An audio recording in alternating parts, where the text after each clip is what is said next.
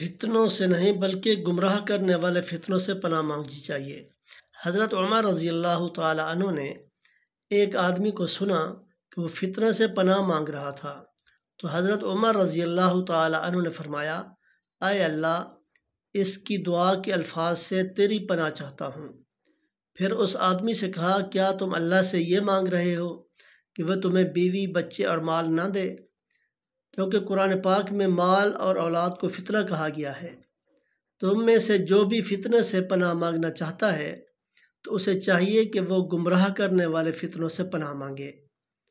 تو جو گمراہ کرنے والے فتنے ہیں اس سے نہ پناہ مانگنی چاہیے، کہ جو فتنہ گمراہ کر دیتا ہے اس کی دنیا بھی اور آخرت بھی برباد ہو جاتی ہے۔ تو اس لیے جب بھی دعا کریں تو گمراہ کرنے والے فتنوں سے پناہ مانگیں، تاکہ اللہ اس سے حفاظت فرمائے، اور اس سے اس کو صدقہ جاریہ سمجھ کر شیئر کریں، تاکہ دوسرے لوگ بھی اس سے فائدہ حاصل کریں۔